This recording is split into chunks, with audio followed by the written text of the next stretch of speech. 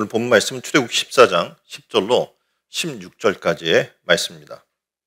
출애굽기 14장 10절로 16절까지 말씀 봉독해 드립니다. 바로가 가까이 올 때 이스라엘 자손이 눈을 들어본즉 애굽 사람들이 자기들 뒤에 이른지라 이스라엘 자손이 심히 두려워하여 여호와께 부르짖고 그들이 또 모세에게 이르되 애굽에 매장지가 없어 당신이 우리를 이끌어내어 이 광야에서 죽게 하느냐 어찌하여 당신이 우리를 애굽에서 이끌어내어 우리에게 이같이 하느냐 우리가 애굽에서 당신에게 이른 말이 이것이 아니냐 이르기를 우리를 내버려두라 우리가 애굽 사람을 섬길 것이라 하지 아니하더냐 애굽 사람을 섬기는 것이 광야에서 죽는 것보다 낫겠노라. 모세가 백성에게 이르되 너희는 두려워하지 말고 가만히 서서 여호와께서 오늘 너희를 위하여 행하시는 구원을 보라. 너희가 오늘 본 애굽 사람을 영원히 다시 보지 아니하리라. 여호와께서 너희를 위하여 싸우시리니 너희는 가만히 있을지니라. 여호와께서 모세에게 이르시되 너는 어찌하여 내게 부르짖느냐 이스라엘 자손에게 명령하여 앞으로 나아가게 하고 지팡이를 들고 손을 바다 위로 내밀어 그것이 갈라지게 하라. 이스라엘 자손이 바다 가운데서 마른 땅으로 행하리라. 아멘. 오늘 본문 말씀과 연관된 영상을 잠깐 보시고 예배를 시작하겠습니다. 말씀을 시작하겠습니다.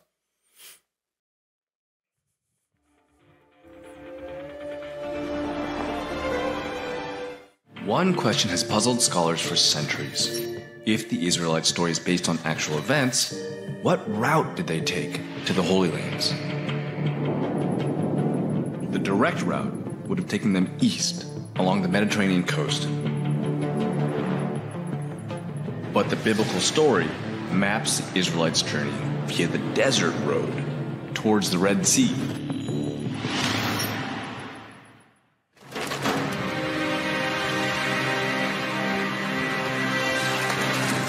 Brother?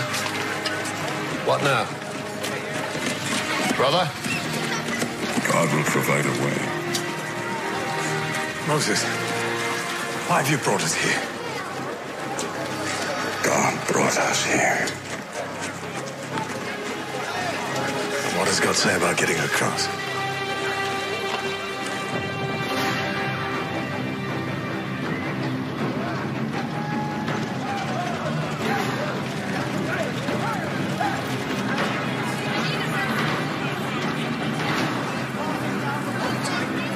Egyptians on the hill.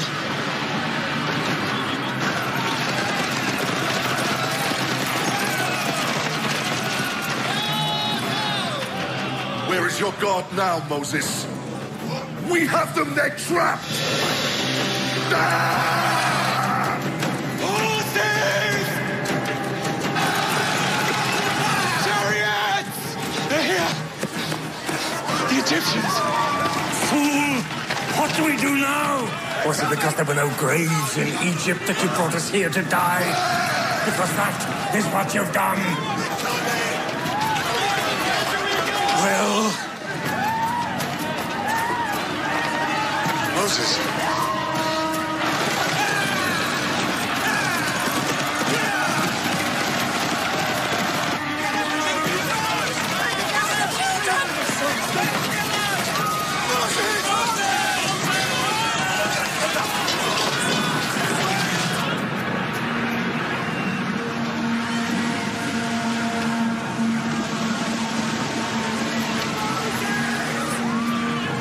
Lord, I cannot believe this is the end you planned for us.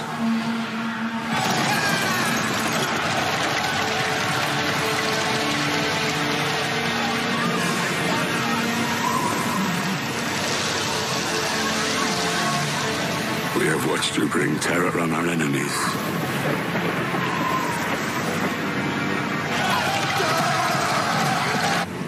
You kept death from our door.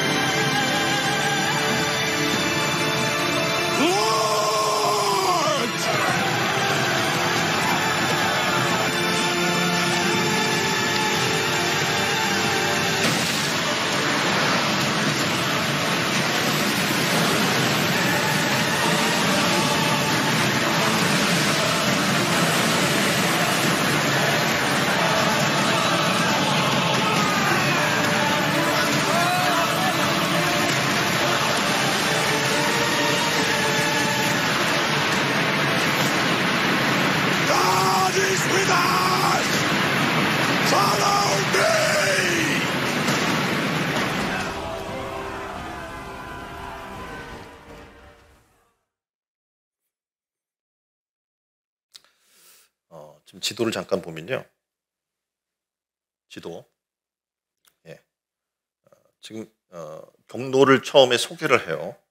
그래서 어떤 경로로 이 이스라엘 백성들이 나와서 갔을까라는 것을 얘기하는데 지중해 연안을 따라서 동쪽으로 가는 길, 다시 말하면 블레셋 사람의 땅의 길이 최단 경로입니다. 예루살렘까지 가려면. 근데 사막을 지나 지금 홍해를 건너야 하는 홍해 광야의 길로 지금 가게 했고 또 홍해를 만나고 그 바다를 건너게 하시는 하나님의 역사를 지금 우리가 만납니다. 어떻게 보면 지금 이스라엘이 하나님이 구원하시기 위해서 그들의 간구를 응답하시고 10가지 재앙을 통해서 이스라엘 백성들을 출애굽하게 하셨죠. 그런데 이 바로의 마음이 10번째 장자의 그 죽음의 재앙에 들어갔는데도 불구하고 들어가서 이제 어떻게 보면 하나님을 두려워하게 되고 그 두려움 가운데서 이스라엘 백성들을 돌려보내게 됩니다. 그런데 가만히 있다 보니까 이 바로의 마음이 강팍해져서 지금 이스라엘 백성들을 돌려보낸 것을 후회하게 되죠. 그래서 군대를 일으켜서 다시 이스라엘을 추적합니다. 지금 백성들의 바로 뒤에 바로의 군대가 닥쳐오는 순간 백성들은 절망합니다. 그리고 진퇴양난의 위기 가운데서 지금 어떻게 할 것인가, 믿음으로 이 길을 어떻게 극복하신 것인가를 지금 요청받고 있는 순간에 하나님에 대한 믿음을 가지고 모세가 하나님 말씀에 순종했고 홍해 바다가 갈라지는 놀라운 역사를 지금 만나게 됩니다. 어떻게 보면 우리도 절대절명의 순간들을 만나게 될 때가 있습니다. 그때 우리는 과연 어떤 길을 선택할 것인지 순간순간의 선택의 기로에 서 있습니다. 그럴 때 우리는 하나님 앞에 무릎을 꿇던지 아니면 절망하고 삶을 좌절하고 포기하든지 둘 중에 하나를 선택해야 되는 겁니다. 오늘 성경에 보니까 후회한 사람들이 등장을 하죠. 다시 말해서 믿음 없는 자들의 삶은 후회의 연속입니다. 사람은 누구나 후회를 하며 살아가게 됩니다. 그때 이렇게 후회하게 되죠. 내가 그 인연을 소중히 여겼어야만 했어. 그때 그 기회를 내가 꽉 잡았어야만 됐는데 그때 내가 그것을 선택하는 것이 아니었어 라고 계속해서 후회하죠. 뭐 물건을 샀다가도 후회하게 되고 삶의 모든 순간에 후회의 연속일 때가 많이 있습니다.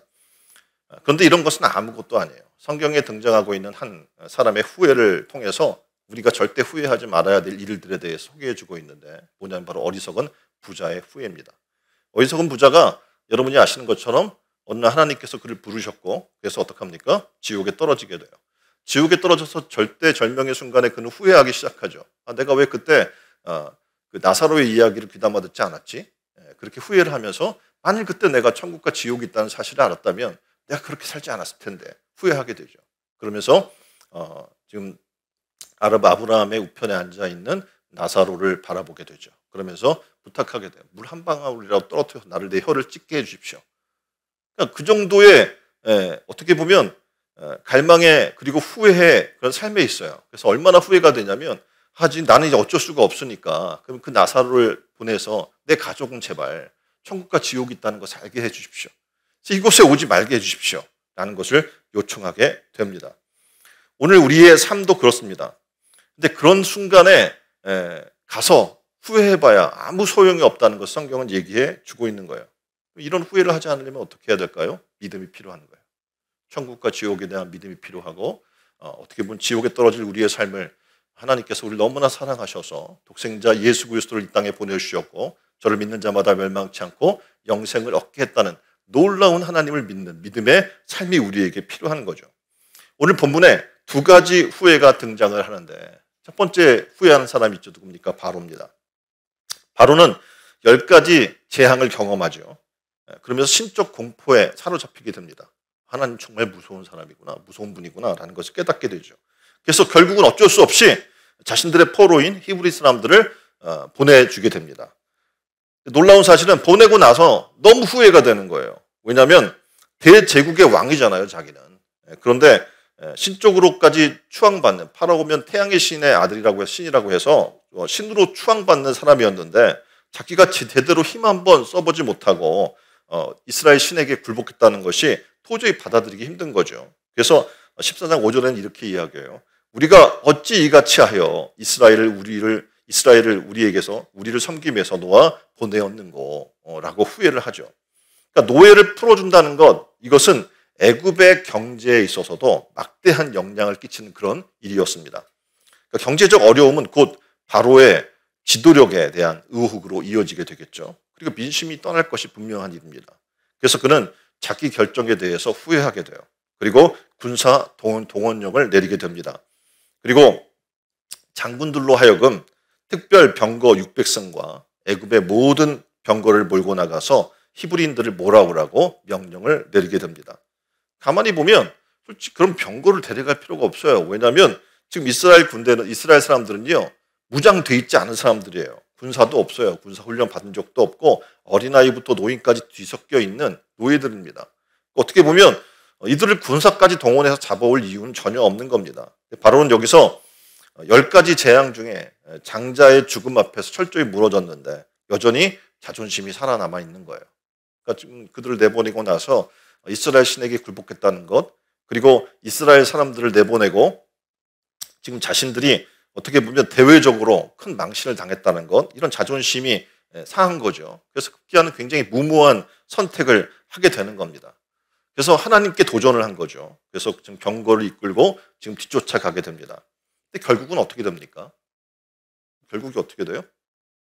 이스라엘 백성은 홍해바다를 건너가고 추격하던 애굽의 군대는 홍해바다에 수장되는 그런 결과가 있게 되는 거죠. 그러니까 회개치 않은 인간의 후회는 더 큰 후회를 가져온다라고 하는 결과를 우리에게 지금 보여주고 있는 거예요. 여러분은 계속 후회하며 살 거예요. 그런데 이 후회를 끝내는 방법은 뭐냐면 바로 하나님 앞에 진정한 회개로 나가는 겁니다. 이것이 없다면 우리는 계속해서 더 큰 후회, 마지막에는 어떡합니까? 하나님 앞에 지옥의 심판을 받는 것, 그 자리 앞에서 후회하는 이 어리석은 부자와 같은 일들이 일어나게 될 것임을 경고해 주고 있는 겁니다. 그래서 우리는 회개치 않은 인간의 후회는 더 큰 후회를 가져온다는 사실을 잊지 말기를 주님의 이름으로 축원드립니다. 두 번째, 이스라엘 백성의 후회를 지금 우리에게 얘기해 주고 있습니다. 지금 후회하는 것은 지금 애굽, 그리고 애굽의 왕인 파라오라고 하는 사람의 후회에 끝난 것이 아니라 이스라엘 백성들도 지금 후회하고 있어요. 지금 젖과 꿀이 흐르는 땅으로 가게 해주겠다라고 하는 모세의 이야기, 그리고 하나님의 약속에 대해서 그들은 굉장히 마음이 설레서 지금 애굽을 나왔을 겁니다. 갈대바다 옆을 진치고 잠자리를 들 무렵 그들은 어떡합니까? 두려움에 사로잡히게 돼요. 왜냐하면 멀리서부터 지축을 흔드는 요란한 소리가 들려오기 시작하는 거예요. 그 소리는 점점 가까이 오고 있었고 달려나가 소리의 진원지를 찾아보니까 애굽의 군병들이 끝도 없이 밀려오는 모습을 목격하게 됩니다. 이들은 굉장히 급격한 공포에 사로잡히게 됩니다. 거기서 끝난 게 아니라 자신을 이끌고 나온 모세를 원망하기 시작합니다. 사실상 지금 나온 이유는 애굽 사람들이 입을 모아 하나님 앞에 부탁한 거거든요. 또 모세에게 요청한 거거든요. 자신들이 너무 고통받고 괴로움을 받고 지금 노예로서 자신의 삶이 없는 거 아니에요. 그래서 자유를 달라고 하나님 앞에 간구하고 외쳤던 거예요. 그래서 모세를 통해서 하나님이 그들에게 자유를 준 것인데 이 은혜는 다 사라져 버렸어요. 잠깐의 이 두려움 앞에서. 그들은 그리고 원망하기 시작합니다. 그리고 자신들을 위해서 왕자를 어떻게 보면 왕자의 자리를 내어놓고 어려움을 당했던 모세를 원망하는 거예요. 자신들을 위해서 희생한 거죠. 근데 그 사람을 원망해요. 왜 우리를 여기까지 이끌어 왔느냐? 애굽에는 무덤이 없어서 여기가 좋은 무덤이라서 우리를 이끌고 왔느냐라고 비아냥거리면서 지금 모세를 원망합니다. 14장 11절 말씀입니다. 애굽에 매장지가 없으므로 당신이 우리를 이끌어내어 그 광야에서 죽게 하느냐. 죽음의 공포가 몰려오자 애굽에서 자유케 하신 하나님의 은혜는 전혀 기억하지 못합니다. 왜 이곳으로 우리를 이끌었느냐? 이렇게 죽게 하느냐? 도리어 애굽이 나았다라고 지금 말하고 있는 겁니다. 지금 이곳으로 나온 이들 가운데 이 모습을 보게 되니까 여전히 이들은 애굽에서 억압받고 그리고 공포에 길들여졌던 노예의 슬픈 근성의 모습이 남아있는 것을 우리는 보게 되는 거죠. 지금 이러한 사실은요, 지금도 역사 속에서 되풀이되고 있습니다. 은혜 받아 구원받고 하나님의 자녀로 살아요. 우리는 지금 구원의 여정을 지금 계속해서 밟아나가고 있는 거죠. 근데 자녀로 살다가 조금 어려움을 만나게 되죠. 정말 어렵다, 힘들다라는 어려움이 찾아오게 되면 원망해요. 네? 왜 나를 교회로 데리고 온 거야? 교회로 나를 인도한 친구를 원망하기도 하고요. 그리고 괜히 신앙생활했다고 신앙생활하는 괜히 교회를 원망하고 목사님을 원망하고 하는 거예요. 그러니까 죄에서 자유케 하고 사망에서 나를 생명으로 옮겨주신 하나님의 은혜는 간 곳이 없어져 버리는 거죠. 우리도 재개발의 과정에서 가만히 보면 건축 과정에서도 사람들이 되게 많이 원망했어요. 왜 어려운 이런 그 재개발의 과정을, 건축의 과정을 겪게 하느냐.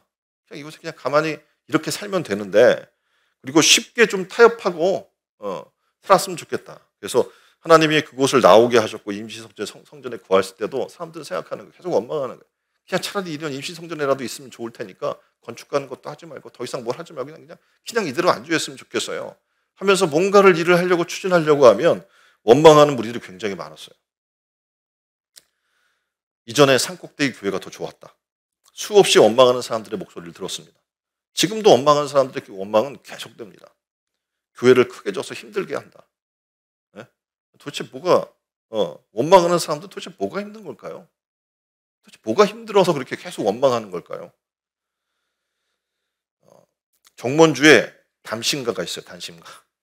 이 몸이 죽고 죽어 100번 고쳐 죽어 넋이라도 있건 없건 임향한 일편단심이야.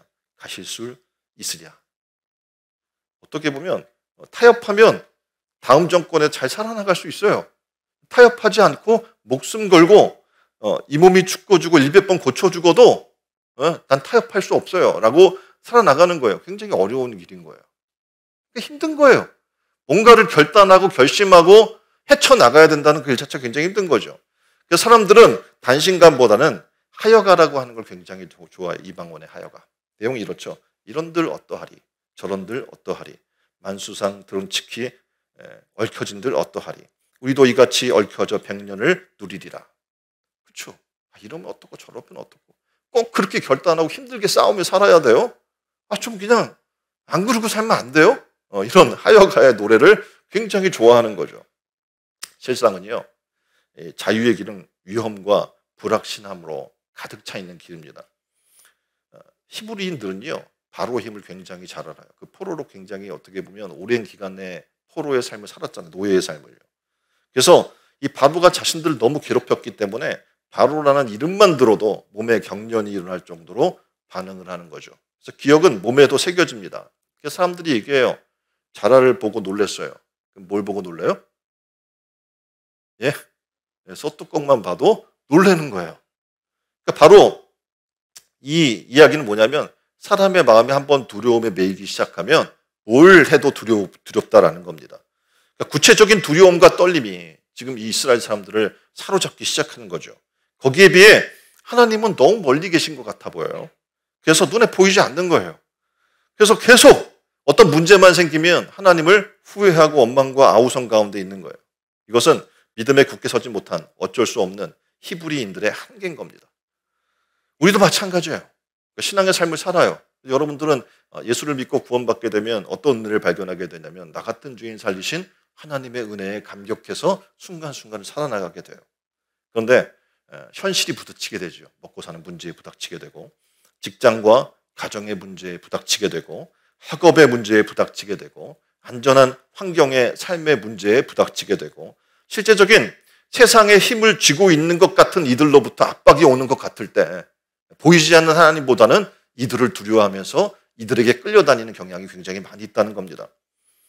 오늘 우리가 살아나가는 이 신앙의 길이 보이지 않는 하나님을 믿고 가기에는 좀 불확실해 보이는 것이 인간적으로 바라볼 때는 사실입니다. 그런데 신앙생활하면서 믿음을 갖게 되면 무엇이 우리를 확실케 하는지를 깨닫게 되는 거예요. 보이지 않는 하나님의 세계인가 보이는 인간의 세계인가. 믿음이 없으면 여러분은 지금 교회에 나왔고 신앙생활을 한다고 하지만 여러분은 아마 지금도 후회하고 있을 겁니다. 괜히 교회 나왔어. 괜히 신앙생활 시작했어. 너무 힘들어. 하고 틈만 나면 교회를 떠나려고 생각을 해요. 다시 옛날로 돌아가고 싶어요. 그런 인간의 모습이 있는 거예요. 오늘 본문의 그 모습을 정말 적나라하게 보여주고 있는 거죠. 그러면서 이런 후회를 하는 거죠. 내가 교회가 아니라 그 힘으로 세상에 좀 더 열심히였다면 내가 지금보다 삶이 좀 나아지지 않았을까? 그때 내가 헌신한다고 매여 있을 것이 아니라 세상 것을 선택했다면 하고 계속 후회를 하는 사람들이 여전히 있어요. 지금 오늘 본문에 출애굽해놓고 여전히 애굽 땅의 삶을 그리워하거나 떠나온 곳을 후회하는 이들처럼 말이죠. 오늘 여러분은 어떻습니까? 지금 신앙생활한 걸 후회하고 계십니까?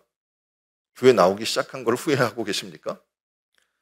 30, 40대 사람들이요, 가장 후회하는 것이 있다고 해요. 그게 뭐냐면 도전하지 않은 것이래. 그때 왜 내가 도전하지 않았지?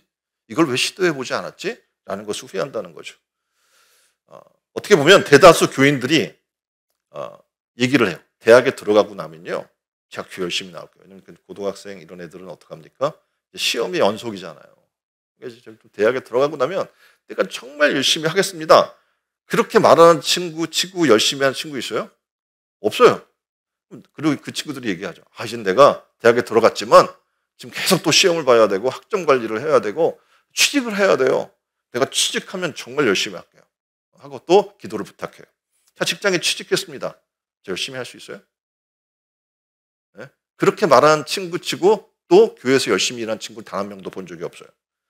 그 친구도 또 얘기해. 취직하고 나면 좀 내가 이제 직장에서 신입이라서 내가 좀 자리를 잡으면 그때 가면 좀 열심히 할 수 있을 것 같습니다. 그때 가면 할 수 있을까요? 절대 그렇지 않습니다. 또 그 친구들은 이렇게 얘기합니다. 제가 좀 싱글이라서요, 결혼하면 좀 자리 잡으면 그때. 결혼하면 가능해요? 아니에요. 결혼하면 집 2장만 해야 되고요, 또 자녀도 낳아야 되잖아요. 그러면 자녀를 낳고 나면 자녀를 다 키울 때까지. 자, 자녀를 다 키우면 되나요? 아니에요. 시집장가 보내야 돼요. 본인들이 은퇴하면 어떻게 해요? 또 은퇴를 준비를 해야 하고, 계속 미루다가 보면 하나님 나라와 의를 위한 도전은 한 번도 해보지 못합니다. 그리고 신앙생활을 끝내게 되는 게 일반적인 교회 다니는 사람들의 결말이에요. 자, 여러분 어떻습니까? 정말 주를 위해 목숨 걸고 도전해 본 적이 있나요? 예?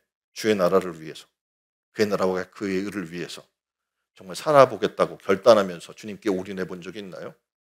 아마 지금도 계속해서 뒤로 미루는 분들이 대다수이고, 만약 한 번이라도 그렇게 시도했던 사람들, 그런 사람들은 또 어떻게 후회하는 게 일반적입니다.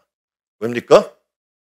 우리가 믿음이라는 것은 아까도 말씀드렸던 것처럼 쉴 수 없는 도전의 연속이거든요.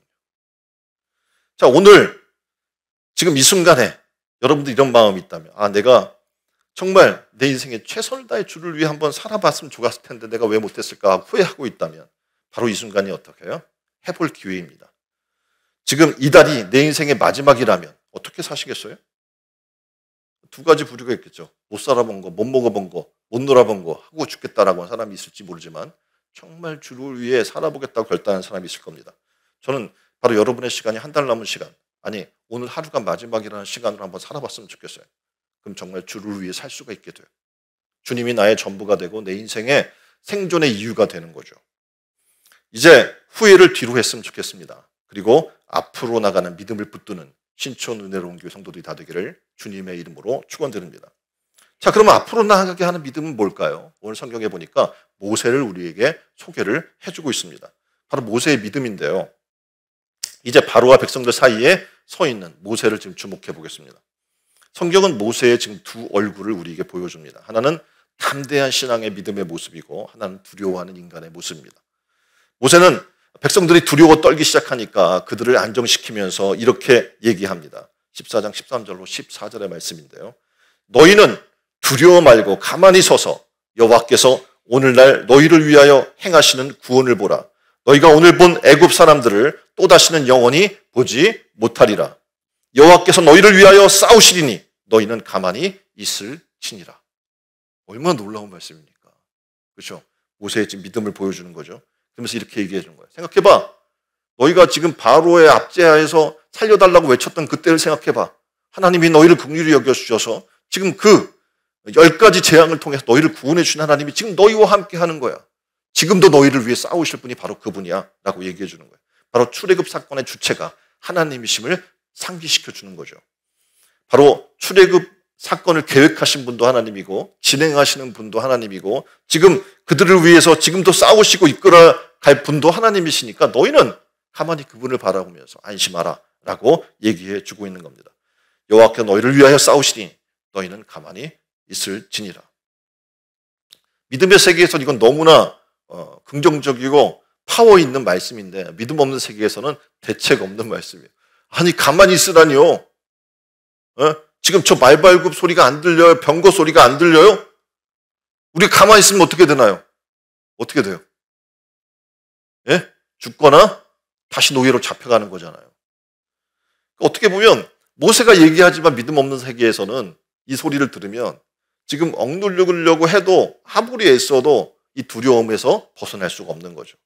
백성들 앞에서 그리 두려움을 표현할 수 없었겠지만 이제 홀로 있는 자리에서 모세는 하나님 앞에 부르짖기 시작합니다. 하나님, 어찌해야 합니까? 모세도 두려운 거죠. 근데 모세에겐 다른 게 있었어요. 뭐냐면 믿는 그 속에 있는 바로 하나님이에요.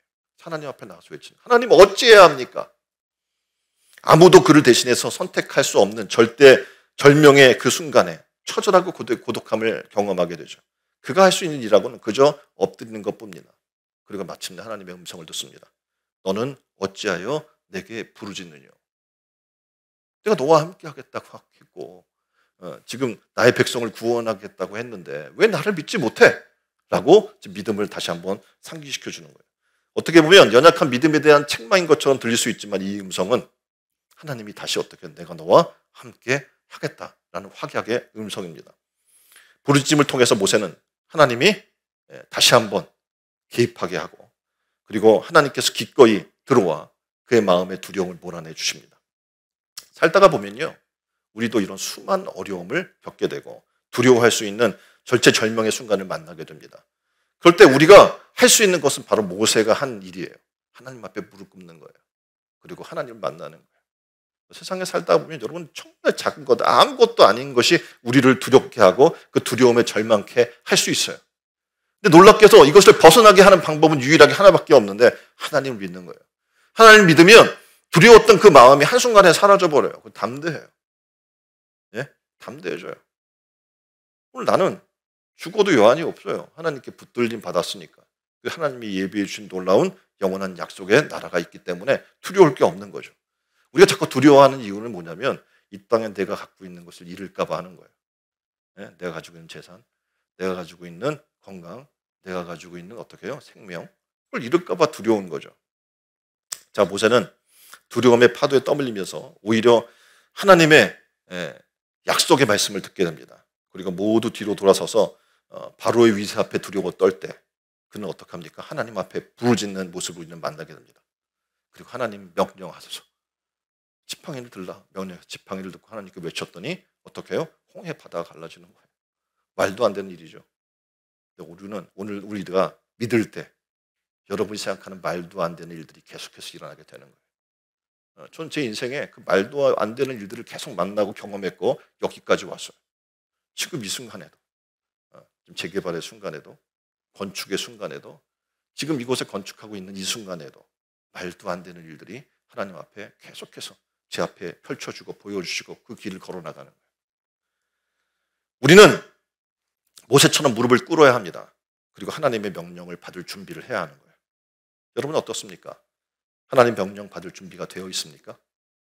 자, 믿음의 달에 저는 바라기는 신촌은혜로운교회 성도 한 분 한 분이 하나님의 명령 앞에 순종할 수 있는 그리고 그것을 받을 수 있는 믿음의 사람들로 변화되기를 주님의 이름으로 축원드립니다.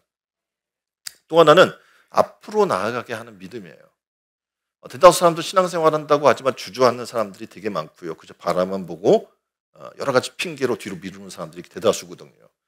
근데 오늘 성경은 놀라운 이야기라는 거 15절에 이스라엘 자손을 명하여 앞으로 나아가게 하라. 도대체 어디로 가라는 얘기예요? 앞에 뭐가 있어요? 앞에 뭐가 있어요? 홍해 바다가 있어요. 아니 어디로 가라는 거예요? 무리를 걸어가라는 얘기예요? 그들 앞에는 넘실거리는 물밖에 없습니다. 길은 없어요. 근데 하나님이 그들을 앞으로 나아가래요.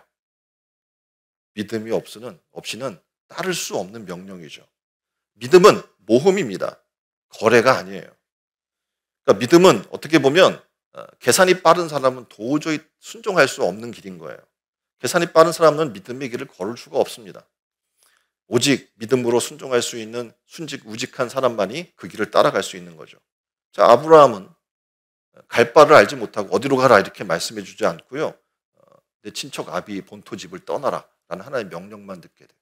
아니 도대체 어디로요? 내가 살아왔고 안정적이고 내 직장이 있고 내 삶이 안정적으로 보장받는 이 땅을 떠나서 어디로 가라는 얘기예요? 오늘 우리가 이런 명령을 받았다면 과연 떠날 수 있을까요? 자, 베드로는 넘실거리는 물 앞에서 정말 사납게 일렁이는 그 바다 앞에서 주님의 명령을 듣습니다. 오라. 걸어갈 수 있어요, 무리를? 예수님은 십자가 죽음이 눈앞에 놓여 있는 거예요. 그 순간에 하나님은 계속 침묵으로 일관해요. 근데 하나님 앞에 순종합니다. 그리고 어떻게 해요? 자신의 몸을 내어 십자가에 제물로 내어 드리는 모습을 우리는 바라봅니다. 이게 바로 믿음인 거예요. 우리는 압니다. 그들 앞에 바다가 열릴 것을. 성경을 통해서 우리 만났잖아요. 그게 믿음의 길이거든요. 지금 당장은 가로막혀 있는 바다이고 건너갈 수 없는 바다이고 길이 없어 보일지 모르지만 믿음으로 순종하는 순간 어떻게 해요? 그 길은 열리는 거예요. 그리고 여호와 이레 하나님이 준비케 하신 놀라운 일을 우리는 만나게 될 줄 믿습니다. 요단강을 건너던 이스라엘 백성을 알아요. 그때는 물이 우기라서 물이 엄청나게 높게 출렁거리고 물새가 굉장히 빠른 때였어요. 이 건너가야 되는데 어떻게 해야 될지 모르겠어요. 하나님 명령하는 거예요. 제사장들에게. 가라. 물이 막 그냥 출렁거리는데 이 길이 지금 열려야 맨바닥을 보고 와 이렇게 하시냐고 걸어갈 텐데 물이 넘실거리는 그 길을 첨벙 순종해 나갈 때 어떻게 그 물이 갈라진 놀라운 일을 만나게 되는 거예요. 자, 여러분 신앙의 생활을 시작한 여러분은 이미 물에 발을 잠근 그런 삶을 시작한 거예요. 여러분 바로 그런 사람들입니다. 이제 어떻게 됩니까? 물이 아직도 지금 갈라지지 않고 첨벙대고 있지만 계속 그 길을 걸어가다 보면 하나님 어떻게 해요? 열어줄 거예요. 지금 내가 볼 때는 아무리 계산해봐도 불가능한 길처럼 보일 수 있어요. 그런데 우리가 가야 할 그 길은요, 주님께서 이미 앞서가신 길입니다. 눈에는 보이지 않지만 하나님의 권능은 바로의 군사력과는 비교할 수 없는 분인 거죠. 세상 일을 보면서 다 가끔 있다가 우리가 속상할 때가 있어요. 왜 하나님 가만히 계실까? 왜 정의를 이루시지 않을까? 그런데 하나님은 우리에게 어떻게 놀랍고 크신 계획, 여호와 이레에 준비하신 하나님의 계획으로 준비하고 계시다는 사실을 성경 계속해서 말씀해주고 있고 믿음의 사람들은 그 일을 계속 만난 거예요. 우리도 어떻게 믿음만 가지면 성경의 그 일들이 우리의 삶 속에서 예비되고 준비될 줄 믿습니다. 로마서 8장 31절에는 그래서 이렇게 이야기해요. 바울이 만일 하나님이 우리를 위하시면 누가 우리를 대적하리요? 하나님이 내 편이면 누가 우리를 대적할 수 있겠냐는 거예요. 바로 사도 바울이 믿음이 있었으니까 어떻게 해요? 담대하게 나가는 거예요. 그에겐 두려움이 없는 거예요. 믿음을 가져야 길이 생깁니다. 믿음이야말로 바로 길인 거예요. 모두가 불가능하다고 말할 때 믿음의 사람들은 그 불가능한 길을 뚜벅뚜벅 걸어가는 거예요. 저는 바라기는 신촌 은혜로운 교회 성도님들의 걸음이 그랬으면 좋겠어요. 자신의 힘을 믿는 것이 아니라 자신의 상황을 믿는 것이 아니라 하나님의 능력을 믿기 때문에 우리는 더 이상 어떻게 해요? 후회할 자들이 아닌 거예요. 걸어갈 이 길을 후회하지 않습니다. 전 제가 걸어온 길을 후회하지 않습니다. 그리고 앞으로 걸어갈 길도 후회가 아니라 기대뿐인 거예요. 앞으로 나아가는 이 길에는 뭐가 필요하냐? 믿음이 필요해요. 근데 믿음을 놓는 순간 여러분은 후회할 거예요. 괜히 왔어. 괜히 교회 다니기 시작했어. 괜히 믿음의 생활에 들어서기 시작했어. 너무 힘들어.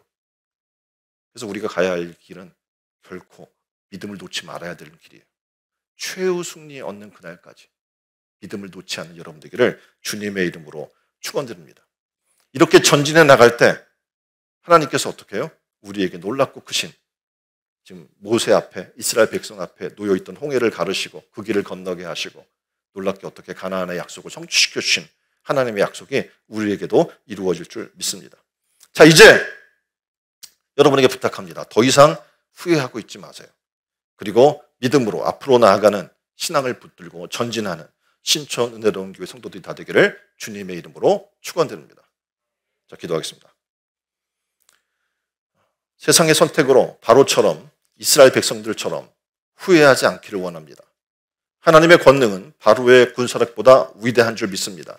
하나님의 권능을 의지하는 신촌 은혜로운 교회 성도들이 다 되게 하여 주옵소서. 만일 하나님이 우리를 위하시면 누가 우리를 대적하리요? 이 바울 사도의 고백이 바로 우리의 고백이 되기를 원합니다. 그렇습니다. 하나님, 믿음이야말로 길인 줄 믿습니다. 모두가 불가능하다고 말할 때에도 믿음의 길을 걷기를 원합니다. 나의 힘이 아니라 하나님의 능력을 믿습니다. 오늘 본문의 말씀처럼 후회를 뒤로하고 앞으로 나아가게 하는 믿음을 붙드는 신촌 은혜로운 교회의 성도들이 다 된 줄 믿습니다. 우리의 믿음의 제목이 되신 예수 그리스도의 이름으로 기도합니다. 아멘.